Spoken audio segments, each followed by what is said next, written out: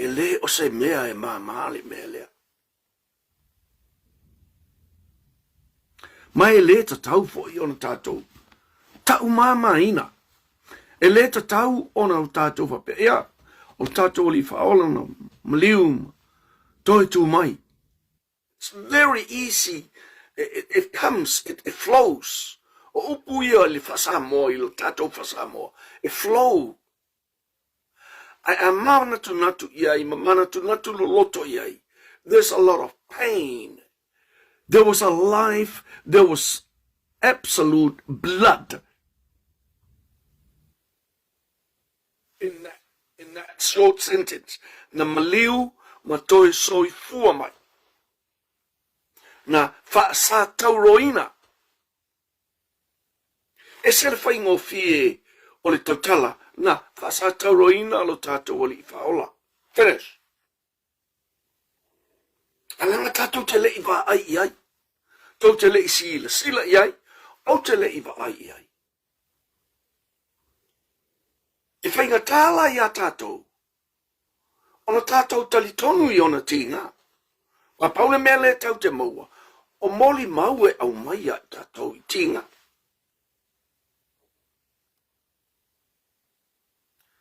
Ai se i wangela a maile mole mela ngā o le se i melo whip. Ai se i pingi whakolu se furu iwa i la lo papatua. Ioi, pe kasi a panga pe ka oi se fusipau. Ioi, mi e pala ka fusipau, ka kore pakua. E le leila na le pata. Ai le o sau le sei, ma au mai a ano le tino.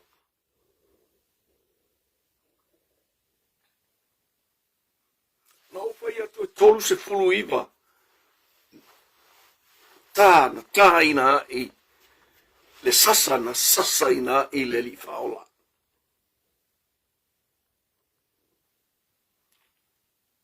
Nā le mea o tā hua i le numera le tolu se fulu iwa. Ua tā hua le numera lea, wa o tupuna. E to alua se fulu tupu o Israelu. Ai se fulu iwa tupu o Utah.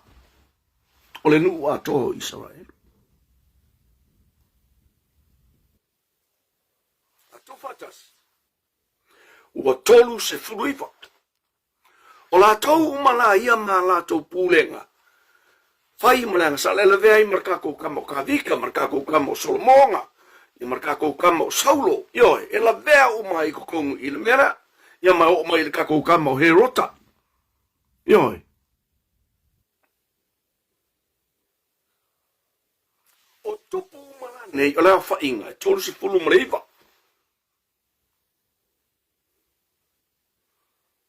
E la vea i po i la makupu whaale kongunga, po i ngai pe o le kako kenge o Iesapela, ioi, malunko o lua, ioi, kamau, ioi, la kakau manga, ioi.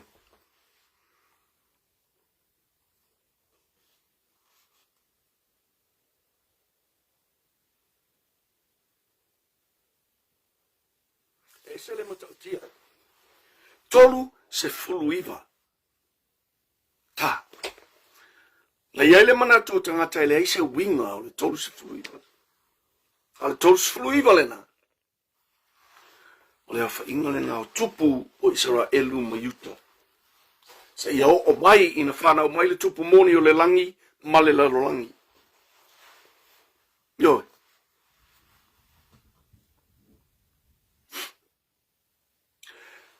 Toi fo i mai lai lona whasa tauroina. E se le whaingo fia ia i tātou ana whapea. Na ia foa ina mai lona soifua. E tongi ola ina i tātou. Lea ima se ti ngā o tātou whaalongo ina i le whaingo le foi upulea. Ai to tonu o le foi upulea. Olo o iai le toto malingi. Ma lea monga o le sa tauro. Ma a ao na tui i whao. Ma mō mea voi ngai o kala o la au kala nga kukui kukongu o le atiki po o le ao o le li whaola. Ioi. Ele va penga nga va ko foi nga fa e runga le na tu i tu tonu. Na tu i tu tonu tala yo.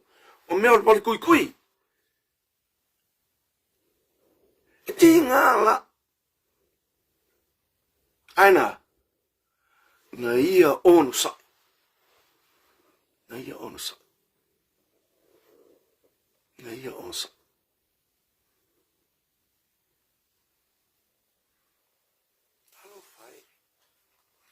Talo fai le fau.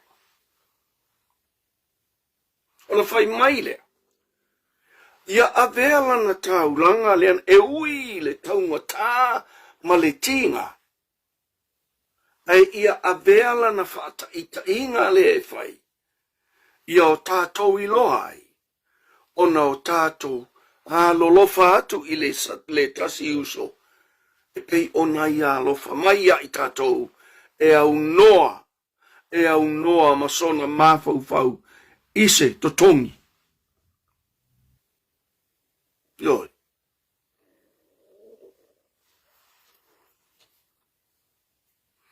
Lena tau tala fo i o ane i le mau oa. Ia wa o winga i o tangata mau oa. Mau oa i oa o le lorangi. Mau oa i le poto salalau o le nei le lorangi. Tangata popoto. Tangata mau oa, tangata ua. Tele ala to ola i tonga fiti leanga. Ai atua olai. E makua oi mai le siusa tangata ele kea iai. Ioi. Mana tua le mau oa mala salo. Ioi whateita inga mua le na. Ioi. Mana tua lava le mau oa mala salo. Ona fai mai lole le apopo inga muri la ufanawe. Ia outou walo lofa. Ia aua na ole upu. E sau le ngutu. A ia ato atolo tatou loto. Male wha maoni o tatou walo lofa. Male wha maoni i si o tatou usoatanga. Ona winga na lau wha amtalanga. E sele whainga tāo na whaatino le mea leo le alofa. E whainga tā i ona whaatino, ona e.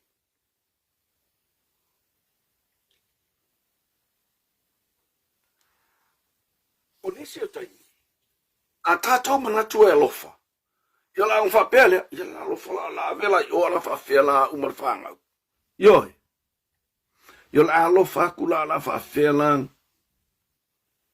Ele o se mea le nai whaapopole i ngai oe. Ele o se mea le nai whaapopole i ngai oe, ma? Ioi. E ave. E toi whaatumu e le tua. Le ave ma le alofa.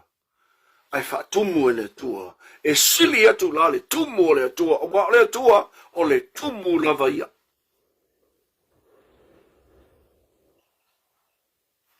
Tatai fe alfa ia kopo lor sio kapeli e tele mafuta mai.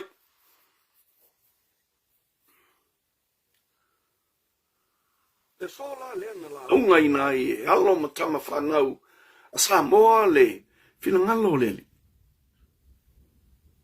Tātou manatua. Tātou tangata ua mātutua. Ia tātou manatua. O le Yesu le lena launga nei e na ia tātou whanau. O le Yesu le nana umalona ola. E whaatauina i lo tātou sa olotonga. E ei la se isi a lofa e sili atu. Pea la se isi a lofa e sili atu na ilole a lofa lea. Ua tuuina mailo na soifua pa ia e suia i tātou uma. E lena o tātou kersiano. Suia i makangaka Buddhist. Suia i makangaka Hindu. Suia i makangaka Pura. Islam. Suia i makangaka Oishika po inga. Ioi. langi le whaawasengaina. Soi ai, male tangata o loo whapea, ele ai se atua, e uina no iloa, e ai le atua, ai fai i le atua. Ioi. Tangata lai e tau, o fili o le atua. Hale mea lai mari ai, I've been on the bedside.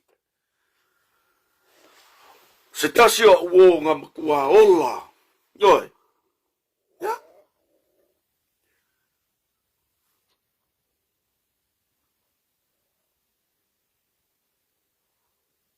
The last thing he said, whamangalo maya. Ki le whamangalo oe le tō. Kārusia walanga e upuleanga e alu I mea fo inga e iai sauninga, e iai fono tanga ma kong whelingisi. A kangaka ia le fai mai e le se kua. Believe me, o loo iai tangata e fai a lato fono pei fai a fongo e kale sia iai fai. Ioi. Ia fai leo lako, e fai iai lako mangalua e ma tō whaatasia ia lato. Theories, ma proofs, e prove ai le point lato. E le se tua. E lato te fai a mene e whina au mai ai, I le lalolangi le tala I atu le whina ngalo a lofa le tua. Ona winga, ua whina au mai e le se tua, ona ua o lato I loa, I o lato loto, e iai le tua. E iai le tua. O tangata lana, e sili atu, ona lofa iai le tua. Langa wale iloa. I le, wha walunga, wha fia poko, I le whinga vale, I le loto ma aa.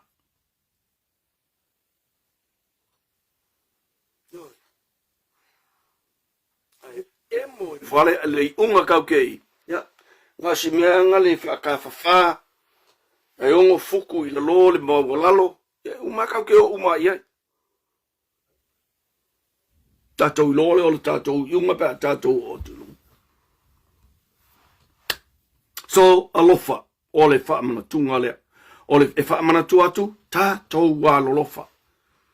O le upu o pito sili lea o na tāua. Alofa. Ioi. Alofa. Whaftai loutou mafuta. Ala tātou whaanga solo. E iai ya upu e lua I le ngana Samoa. O te manatu e te tau ona whaamai o io. E ao ona whaapupula. O upu e lua o le sasa ma le fasi. Sasa fasi. A sasa. E sasa ele matua, ele tangata matua, ele whaia onga, le tamaititi. E sasa male alofa. E sasa ona e iai le mea olo o manatu le tangata lea. Iai u le lei iai le sasa lea e whai.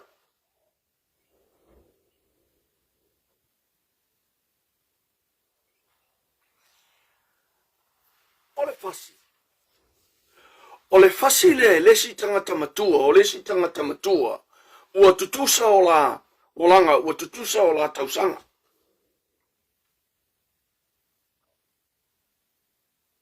E le fasia I se tamaso na tali. E le fasia I se tamaso na sona fafine. O le ane me te tauna fai, e sasa. E sasa e fatonu. E le fasia.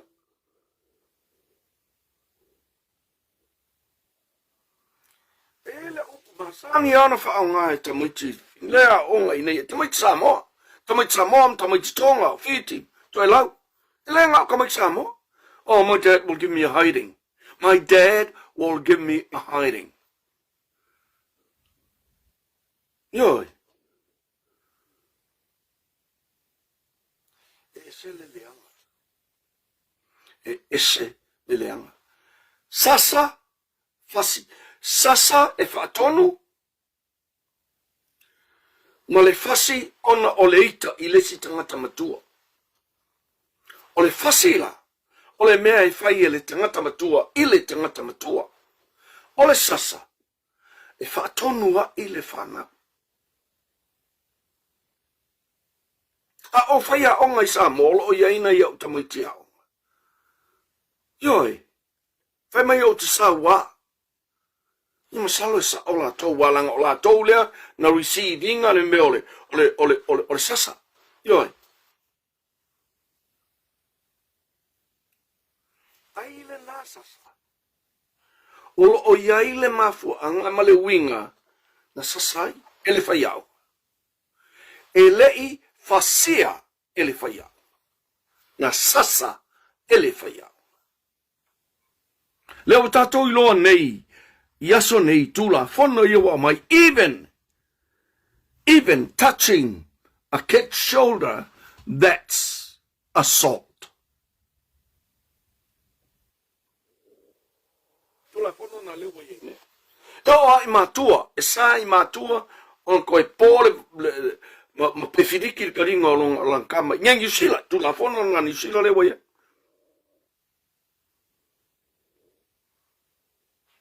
Le mea lea lenga o wa aia koe I Samoa.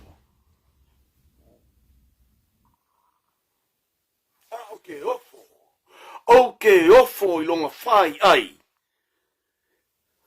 Ko ngā wheo longa whai ai. Ngaka leanga whasia le ka mai kiki rea. Leanga kiki ngai lalo I a koe wafo I o. Sorry.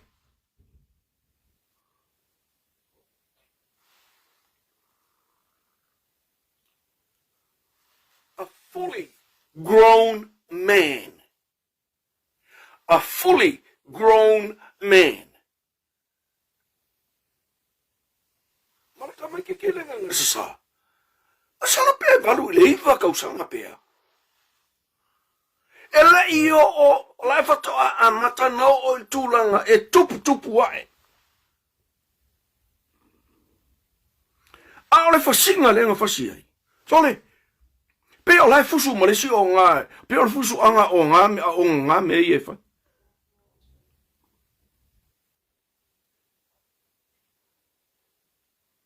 Kei loa oi.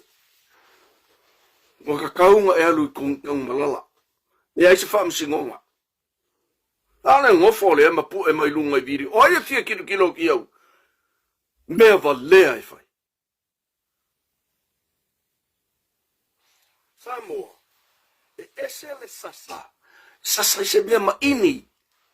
Yoi. Ese le fasi. Yoi. Aku I ilima kikinga. No. No. Ele fai ele melna.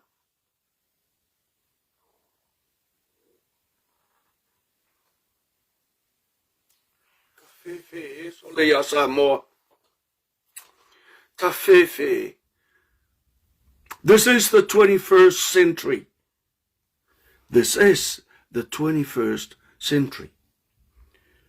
Ole tūlanga fo ilana le yai. It's like a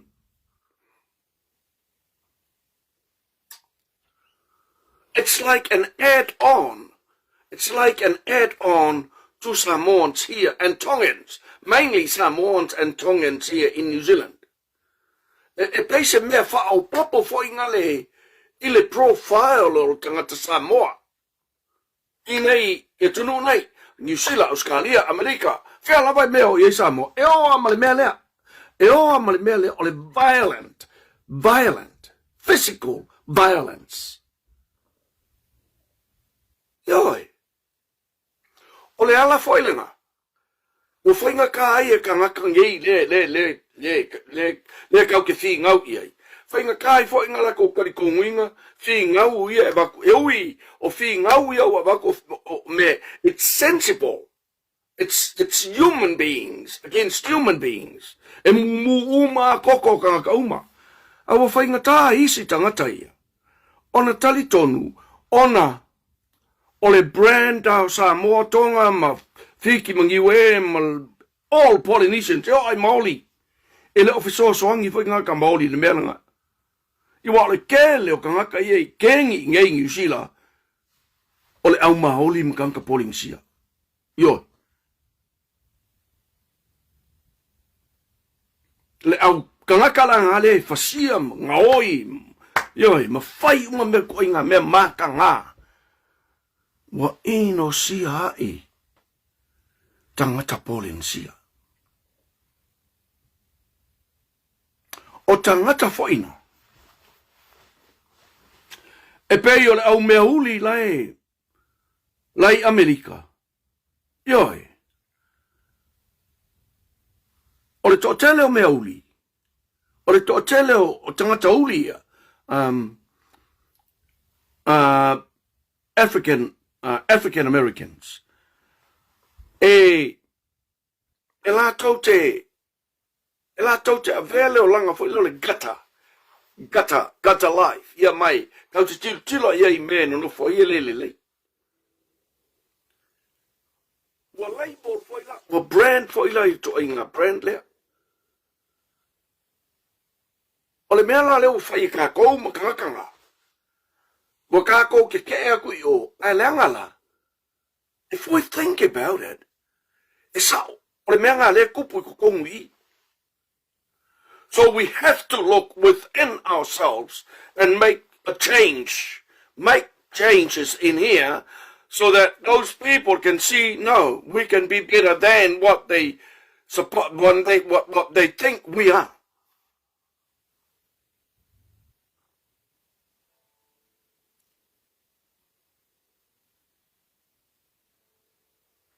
Talo fai si totole na fasi.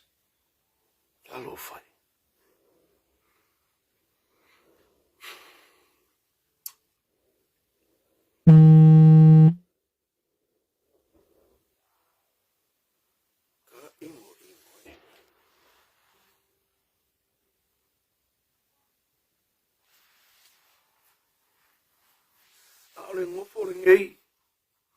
Le ngofo ngei ma au mai I lungo le video. Ya ai nga fia, o ai e fia maka aku I lowo o langa kou maua lalo.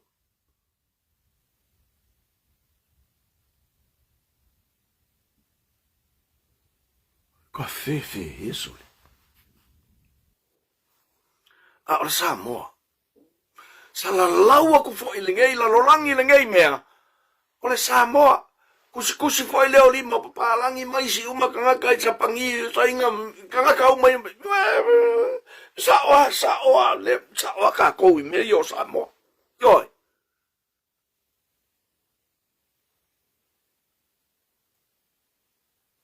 E le fasia e se matua sona alo e sasa e fatonu e oai. O mea nā lai fai a onga e sasa. Ai a sasa la le fai a onga. E le kamale ale makuare onga kala kamale a wakui o ai feo lolo ai la le sasa le fai a onga le sasa lo fai ia le lei me e mga kuare ka mikiki. Lo le mea lai fai le fale. Yoi. E ia isi ka maiki ngengi usila mai ungo o uma kingo. Yoi. Te vai atu lava la tala lea. Vai atu ala tala lea. Masala po se vai mea o le. Vai mea o le lua o lua tasi lua o lua. Lua o tasi o le lua o lua. Ioi. Sa o lau fali ai la. Sa o lau fali la I ta'alonga a kolisi. Ioi, o le soanga sampini la. A kolisi a Wellingtone. O au la ia ka alo. O au ai marolosi a. O le sila au. O le au e iai tama. O le co-educational. O tama matene. A o le si au. Nga o kama. Ioi. O le aula lea e co-ed. O la koulanga hostinga le talonga le onga alu ale o talonga o ma ngia i o kalonga wa alu le talonga wa fainga kanga i lo wa kulanga foi la umar kaibi a lai ai se lo se au ma lo le se au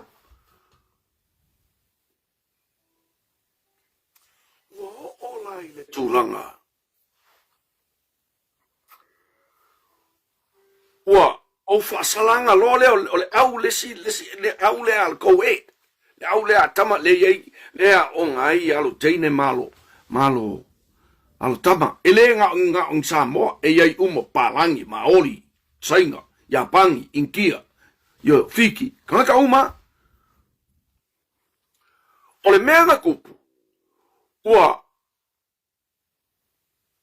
pasia ku le polo ka mikiki le ai pa u ngofo pa u la le polo fa pa u lo ye ngofo lo ne maka o fi le polo ole mfainga bes ngofo le mfa sala porque no you can't do that.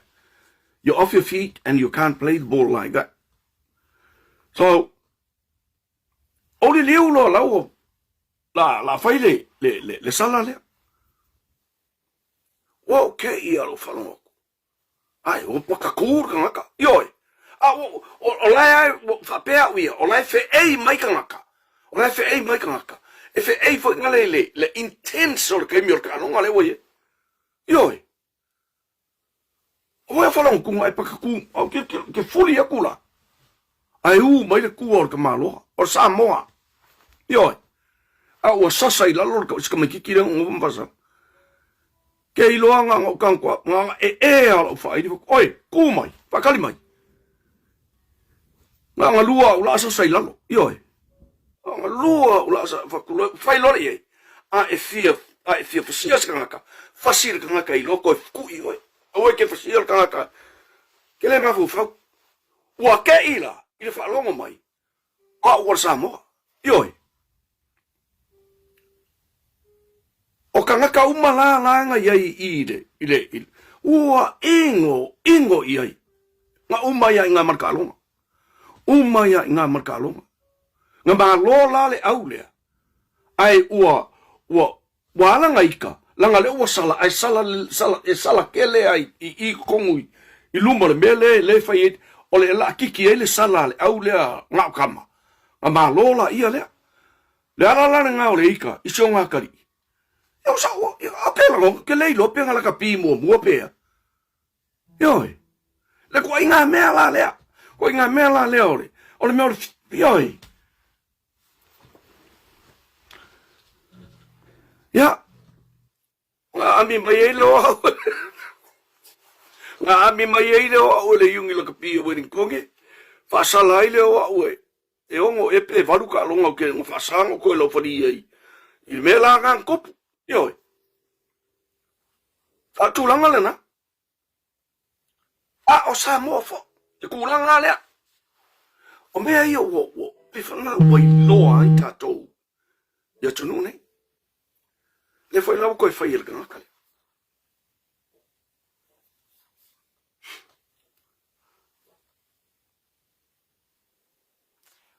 o tatou ia mle malu tatou tunu ole century lua se fulu tasile nei. It's the 21st century. Wale o koe a fia, wale o koe a wala me kokia mai le kasiva o kau mai i le kasiva i vaiva. Wale o koe a wala meanga. Ua mei i luma le olanga. O le mea le o fasi eita maiti. O le upu lava i whaatonu. Whaatonu. Ai leo le fai loa na whaakongu e o kengia.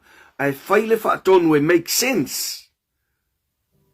You make suggestions. Give them options. And then it was, oh, you're right, Papa. You're right. Yeah, I didn't see that. Nga umanole hika le lang pupunga e loloko. Uma fo i marikike el kamakiki lang fai. Ai koyo so mai sa wala nga koy fa sa lang be se lang fai. So we use words. We use words to to guide them right. Because that is our duty. That is our responsibility.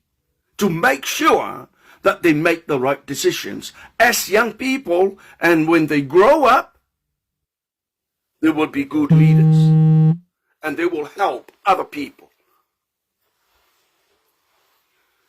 So, o tūranga lane na.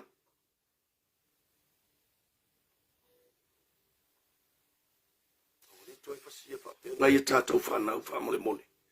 Aua nei toi whasia whapea na ia tātou whanau. E lengi kangaka māku kua ia kau ke fufusu, so le ka whakano whae so le. Le ia tau ale sā fo keti ta vale, sā loa Sami, Luma Mareko, Julia Fono, Kaila Havili, whaftaile mafuta mai. La tātou whaanga solo.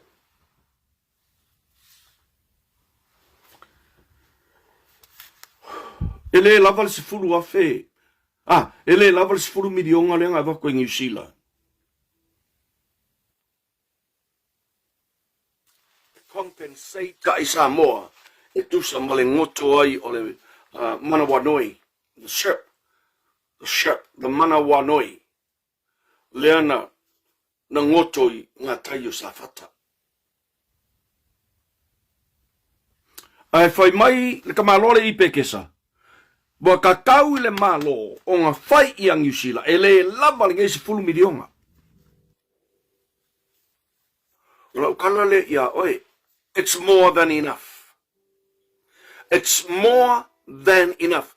Even 2-3 million will be heaps. Ample. Aisea. Ele aini mea na whaaleanga ina. E au noa ma se mea le si o manga a toa sa moa po sa whaka ngā whaaleanga ina. Ele ia ingi sua unga liki whaaleanga ai mea ko ngā kongo ngai e fufo ai ia. Ia se mea. Ngā pau lava le mea na whai ia sa whata. O le whai o le sa awane toi whangota ina le Sami. Le anga. E le mai loa, po anisi mea waliki atu mo i le wa. E le i whaaleanga ina i la se mea. In fact, ua se whea i le ola o tangata. Ia a whai a kua whongo le isingu i sa whakampai mai kongi mai le fia se lau wafe mirionga pe pirionga ea le meranga kamanga oi. Sole, hai. E fua le tupe, fua le compensation, i le damage. E le eise damage nga iai. No damage at all. No damage at all. Angel, Nathaniel, taile mafuta mai. Consider ourselves lucky, Samoa, that the government of New Zealand have given us 10 million tala for nothing. Le oso valea mai le kamalo le mfa. Kau de malon ko fai ang Yusila le la para ngis fumi diong. Ka vai ai. Mo me orkanga kai ai kupe, yo kupe me ai. Ele ma ona le manava i kupe. Ale ala ma fu anga la koe la ma fu anga le malo e mai le malo. Eva ko ngis kupe. La ma fu anga. O whengi mea, a whai ngai lang Yusila, e o a mai se lisi o mea nga whaaleanga inga, o le si o manga o sa whaka. O ala mea nga whaaleanga inga. E se mea e tasi. Le ai se mea e tasi. Tali sa paia, le se fulu miliona le nau awatu. O sa ongarenga. Tali sa paia le se fulu miliona. Le ai se mea e tasi. Na whaaleanga ina. Paula mea le lai ai, o lea o le a mau ai tupe whaau pōpō sa whaka, i le o ako tourist divers, people that enjoy diving will go and dive. Mau ai leo kupe a kulis al tourism sa moa, ia ma na fwoi a whio anga nei tuaina. Ioi, ale mea lau ke akai. Le o kalangoa ngi, a le vai aso lan tene, na whai ele mātou. Na whai ele mātou mta upu le tala fo le ia alo ma le tanifa le nga suanga ngu le o musi ya fio anga i pe inu so tiam. Ioi, whai ele le makalangoa nga wala ufanga. Tali te oni, for lesi tupola, aptai le mafutama. Lona wingala. Se aua le whaalonga se si le mea le palaru mai i. Wale ko iai se ola i le mea le palaru mai i pikesa. Ele ote, there's no life in it anymore. No life in it. What's there, it's only remnants of chemical weapons. It's like chemical weapons, just a gas that you breathe in, you breathe it, you'll die. Pawangal ko nga mele o so mai in mele. Yo.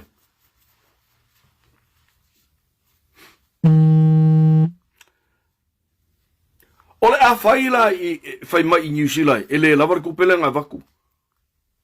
Ala kala nga fai kanga kai kupe yang ngasu e ngai kupe o tsunami feme wa e avea ia. Feme wa la ia kupe o tsunami, feme wa ave ia na mau kupe ia e lo po feme wo ia. Yoi.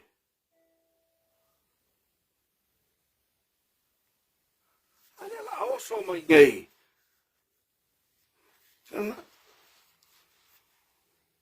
Ele ai se mea ole a toe. Aska i fuole malo sa moa. E toe mana oma ia New Zealand. E koe avaku se kupe ele o lava le kupe.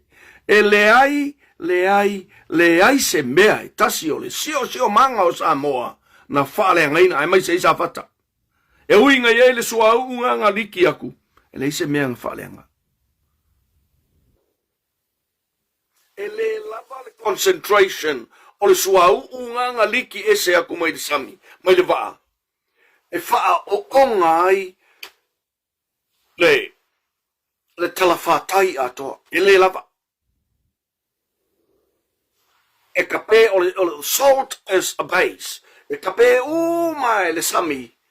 Ngi mea ngā waku e o onga e wha lea ngai kangaka. E ka pē mai le masima le sami. Mea umanga. E le wha pē ka pē fo ngalo le siama. But they dilute anything. The base can dilute anything, whether it's acidic or alkali. So, e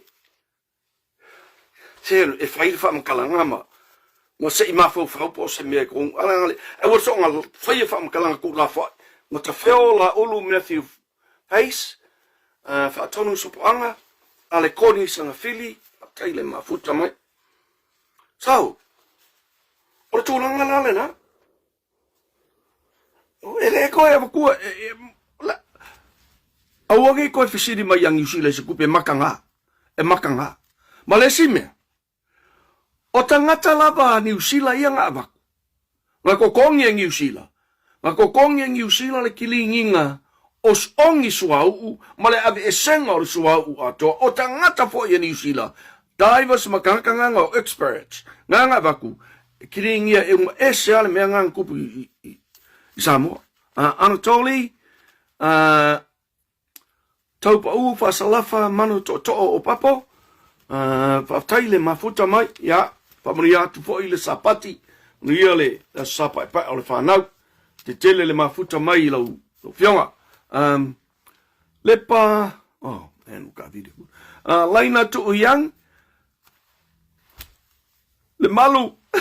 Wow, o ka video kune me. Malo fa taile ma bota mai lo. Fionga le malu faitoanga. Lorisi o kapeli. Laina tu yang sauleonge niu o faese. Te tele le mafuta mai. So ia le fai mea makangae. Au mai ngela se mana o le malo sa mo. I se kupe vaku. Ele kariela le malo New Zealand. Ile mele I pekesa. E kali e I kangaka e I kongo le whainga malo. Mana mea leo le amanga mai ai. Au I matangi eni le ala I au loto, au talabou semu, Juliana alo voi, pa taile mafuta mai. pela tonu mai pea, tai sis, tai le mafuta mai. So, ele se mea la koe wakoi fose kupe. Ka lia le ngā whamaungianga, wa laki ngā, wa wako fuara ngā se fulu mirionga. Aile i ai se senge mumua kasi a Samoa, ngā alu, i le kiringinga o le waa le ang kiringi ai, ngā whai uma i New Zealand. In fact, ngā wa wako le kupenga, ai koe mawai fo ila maisi kupe a Samoa, le tourism a Samoa, pe ao ngi wha o ngā kakau le waa lea. Au talavou semu, Juliana alo voi, taile mafuta mai, talavou Angel, Yulai manutuluia, taile mafuta mai, fatu, nofo fatuai, te tele loto, whaavanoa mai o loto taimi, tātou te Faasoa ma aua mai, ia wha mole loto pa ia ma loto ma malu. O lae ua a oman tua ni taimi, lae ua onu se lau tolus furu walu tātou subscriber laua iai i le tātou tu lau. O lono winga la a whai o toi onu se lau tolu se furu walu. O lono winga la toi tolu se lau, wha se fulu lua. Toi tolu se lau wha se fulu lua ni subscribers. Ia ona, okay, loa lea o le page, whai ele tātou page. Ia ma whai ei nisi fuafuanga. Ian whita am whau ta whaile no o ile mela na lefa pe monetize. So wha mole. Like ma subscribe pane le tātou YouTube channel. O lo alu lava i lo ingoa. Masalopo o se fulu walu sfulu iwa pe lua sfulu o tātou. Faasoa na wai ai. Wa o fia la o Faasoa o tuaina. O lea lava available lava pea siaki atu. E te rei ta fully. Fale seina for lava ia fai ana tapu. Ta ile mafuta mai tausili tuai malo. Mo lesi sanga pol tele. Te tele i lo tau. Tala au mai mfa abano mai o tau taini e tātou te awai i le tātou Faasoa. Ai, o le tūlanga le na. O le tūlanga le na. Le se mea o le koe tinga ina i fua le malo. E koe whai mai i a New Zealand. E wakungi sukupe. E kukongi ai lea. O angisi mea. Le no damage whatsoever. I le tala whātai o sa whata. Ngā Yeisu au ungaliki. As I said, the concentration on that oil that was leaked out was not enough to do any damage to the sea life and sea creatures i sa whatato. Not enough. Sone whinai, le mawhiro, le lua whalealo, misi pele la vea, whatai le mafuta mai. So, o le tūlanga lena.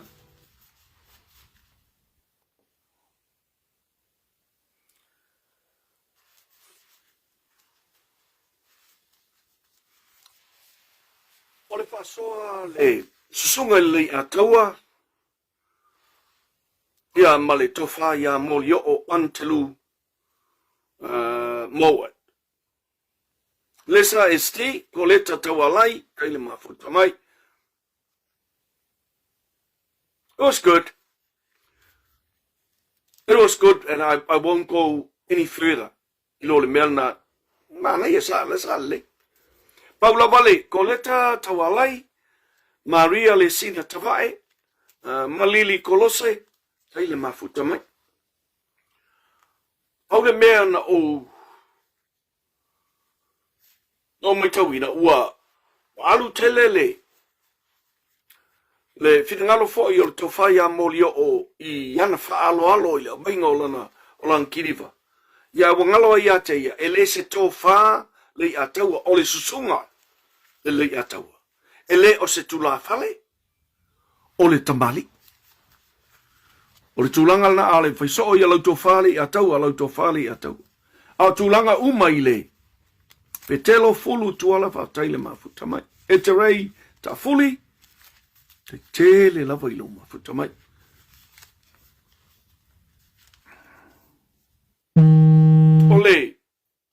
O le tūlanga ia i le, I le Faasoa, mo le talanoanga. As I said, I will only say it was good. It was good in the sense that it took place. It took place, it happened.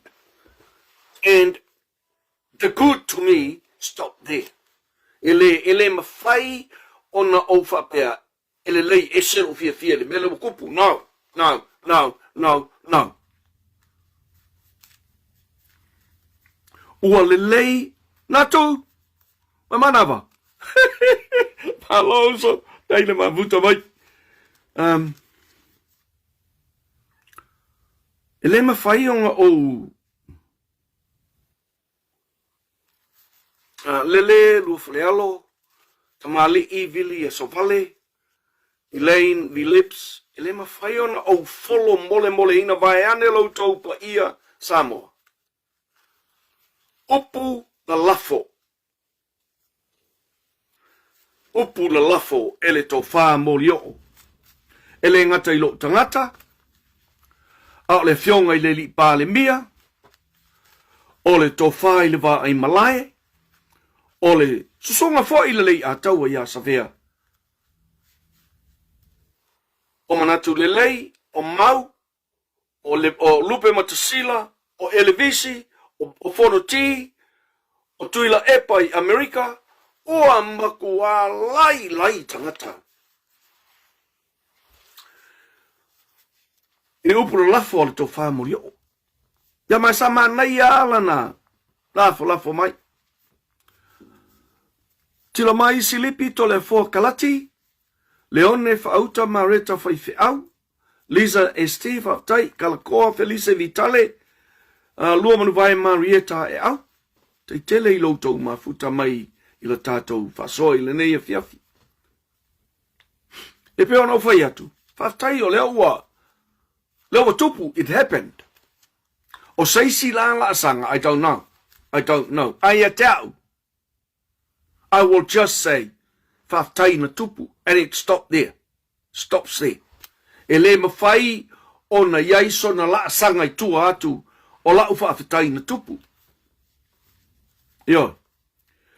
E tele mea o loo. O taa vilo I lo ulalolangi. Tele mea o lo taa milo I lo ulalolangi. E a fia ai le tau wha Moli'o. Mo le whaitaita inga o le mea mua lava. O le molianga le na molia I le fionga I le li pale mia. E winga I lana saunoanga. I leo I e korua. Tongi te vanga matupai. Yoi.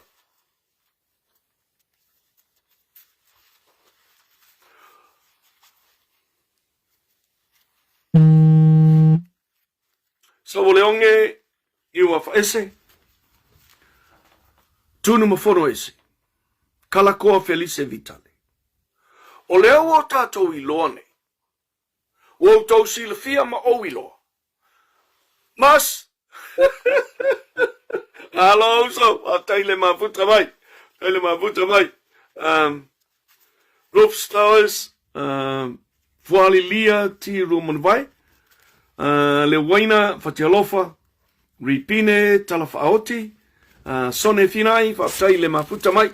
Yeah, happy White Sunday too to you and the kids. Male ainga.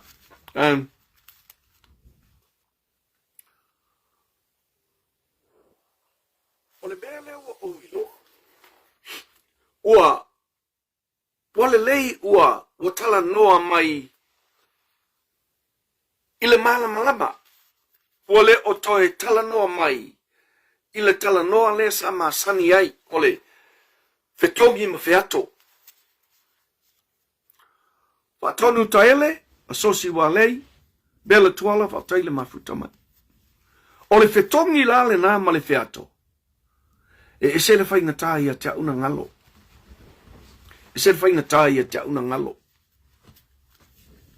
Ole ala foi le na lea na o ia I o onga. Le na o fai ai la uru I le na fai. Yoi. Onai.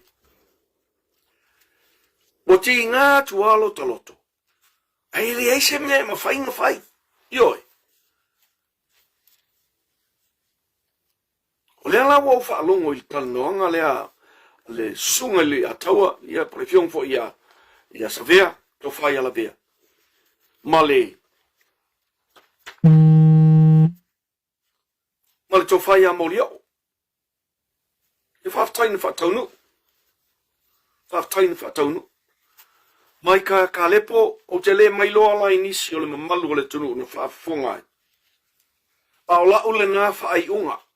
O la ule ngā whaai unga.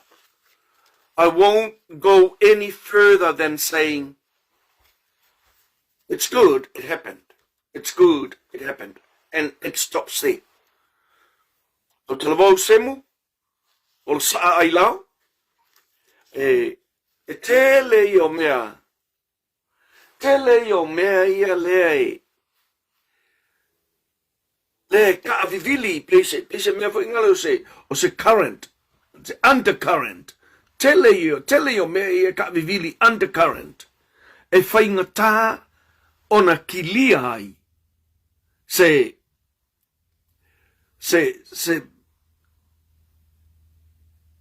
evaluation o le talanoanga le na whai.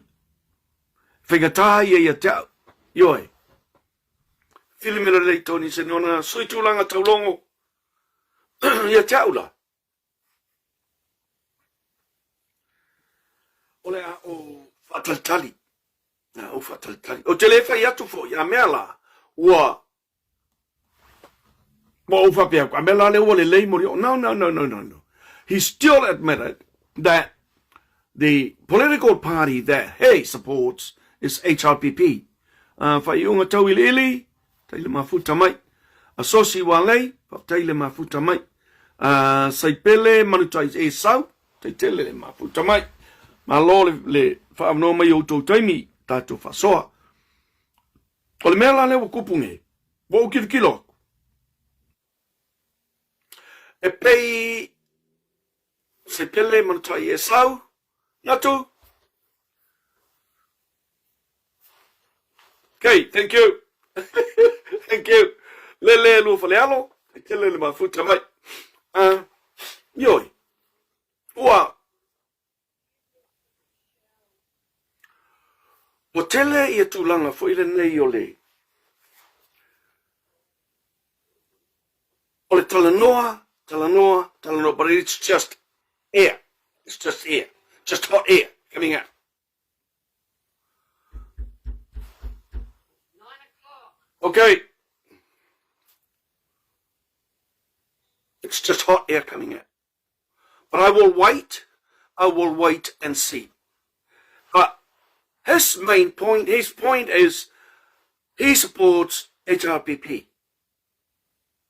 Ia tau. O ke le ko ye masinga o fasia lo fai le mele ka o le HRPP, because this is why I do not fancy the present or the current HRPP at all. It's a different beast altogether from the one that was established in 1982. The HRPP of now is a total different beast altogether. It's just full of money-hungry mongrels. The HRPP of now is a political party that's full of money-hungry suckers. Le melena o te le toi tali tonu o lava I le HRPP. La o manatu foi. O le a whaau au le tū lei. A sui whai pule ia o lewa umana whatauto. E sui lo la tau te. Tai ala o whalonga tu nei. Le aima se meo suia. Le aima se meo suia. Alo na winga. Nga mai a pala. Ai kuma e ka ia I ka malole I. So, HRPP to me is nothing. It's nothing.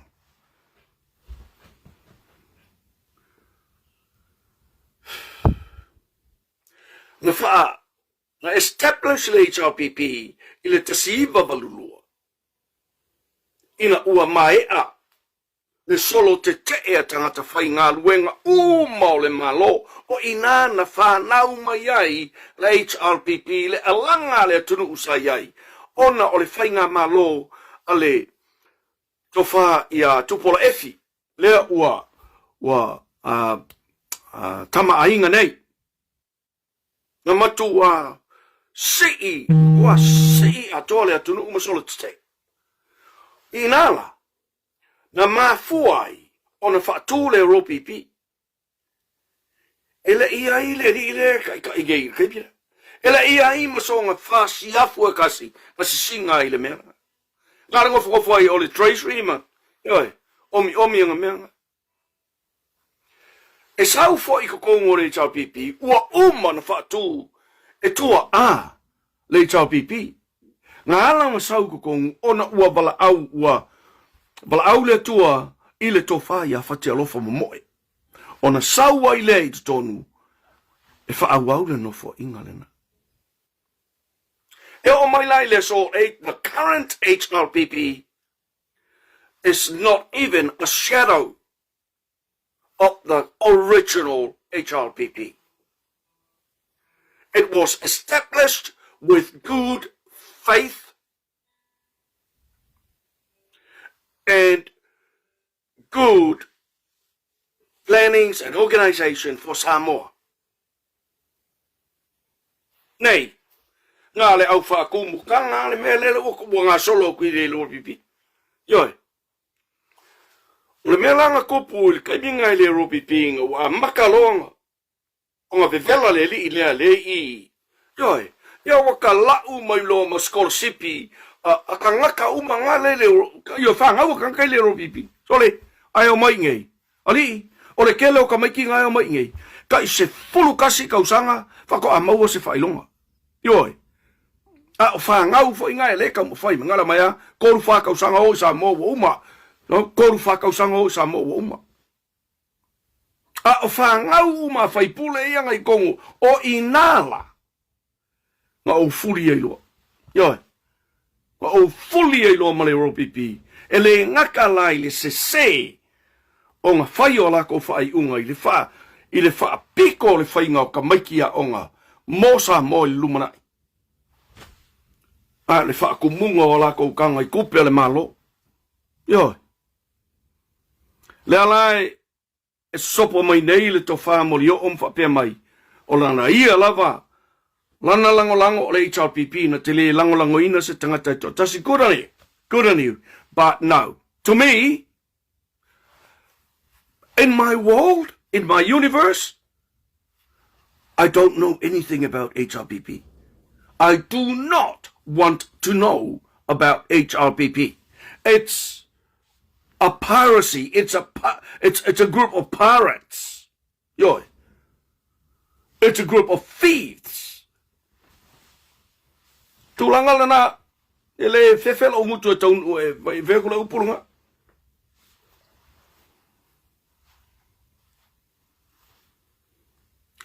Lala le na ua matua pati lima i le tunu ina ua fatu ina mai le fatu tua i le tua sa mo watasi.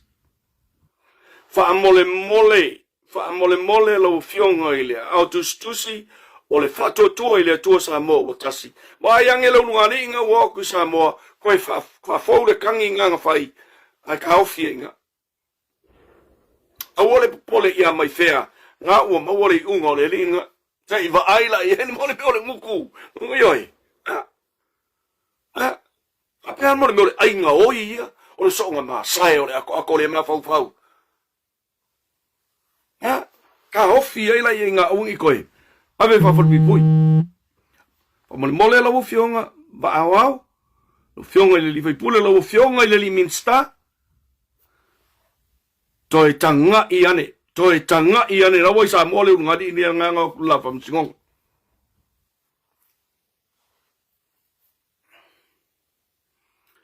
Ya Johnny ane after tell ya left out mo tell no toy. There was a bismuth. Te tell le mafuta mai.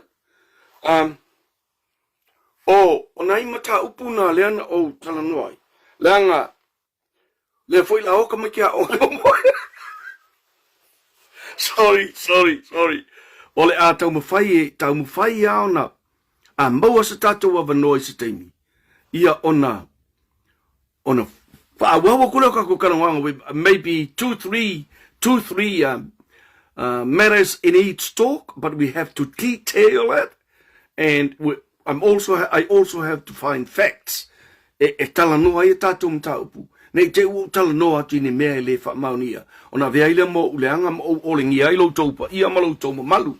Ai, o le tūlanga lai ai. O le awha ngatai le ropi pil tātou tala noa. E le good on you. Lo to whamori o.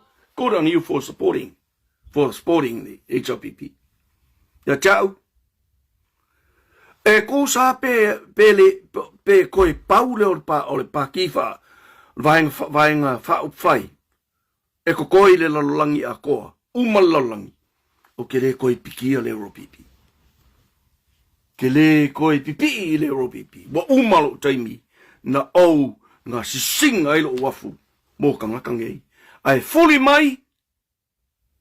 Na fai mai lo le pese fo ingale le fai mai fuli mai lo tua. E leo niua, leo se ua na fua mai manua. A le mera leo fai kuai, e fuli mai le kua o le Europipi, o le ua nga mafua mai ipe kesa. Yo, le ua nga le ua fia mai Samoa, nga mafua mai ai le au eli au lo le kongo pe kesa. Le ua fai nga i le kungu. Yo.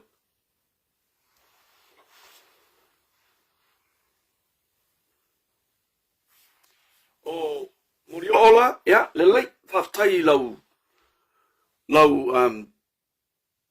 whatofala inga, ya, lau ilo atu ma. Wha iloa fo ila tunu lau finangalo. Ai, na, whanaka i ngasa upu. Anything else? O te whaaloalo tele i lona tina. O te whaaloalo tele i le mawhine i a whangawai. O te whaaloalo ia e vile mamataua. Arka mai kikire. Tu launa lava au pa ia. Ke le lopo oi oi. Ke le lopo oi oi. Ua ila le tunu e o ai le fionga le li pale mia wo ilo le mafawfau. Se upu nga mas whaamtalanga. Ai, o ngai taimi Samoa, o le asasau le tātou tumuli.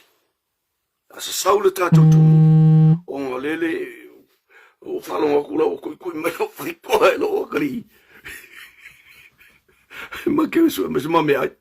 Ai, tātou wheiloa i atili la sa ilis tātou av noel nei vai aso. Tātou te toi wheiloa i e fo im tātou Faasoa. Ai, manu te le ina le nei vai aso le sauni atu i ngā luenga ma lava singa ai mai se foi o nai whanau i ala tau a onga. Ai whamanu ma vi ia le suafa o le tu, le suafa pa i o le tua ona o whamanu ianga mo i tātou ai mai se lana leo leonga ma lana pui pui nga malu i o toru. Samoa whamanu ia le tua tātou toi wheiloa i se teimi e lo toi mamau. Tātou maua atu i le lofa maleanga leo le tua. Tō whāsoi fua.